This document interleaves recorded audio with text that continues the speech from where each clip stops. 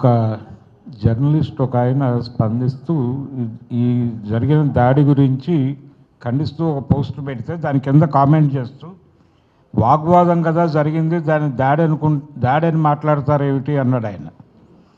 జరిగింది వాగ్వాదం కదా, దాన్ని దాడి అంటారేమిటి మీరు అని కోప్పడ్డాడు ఒక ఆయన.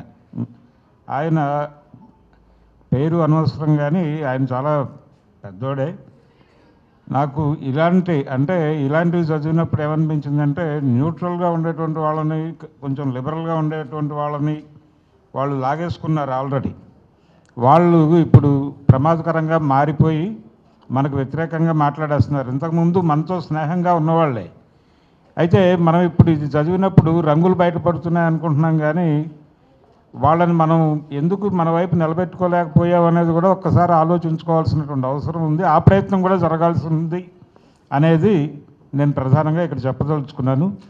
అది జరగాలి. ఇందాక చాలామంది మాట్లాడారు. మన మిత్రుడు మాట్లాడుతూ ఈ రామకృష్ణ మఠం ఇలాంటి వాళ్ళ దగ్గరతో వెళ్ళి ఈ జరిగిన విషయాన్ని చెప్పి వాళ్ళ దగ్గర నుంచి కూడా అభిప్రాయం తీసుకుంటే బాగుంటుంది అని అన్నారు.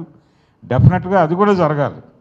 దాంతోపాటు ప్రతి సెక్షన్లోనూ ఈ లిబరల్స్ని తిరిగి మనం అట్రాక్ట్ చేసేటువంటి ప్రయత్నం ఒకటి చేయాల్సినటువంటి అవసరం చాలా ఎక్కువ ఉంది అనేది నా అభిప్రాయం.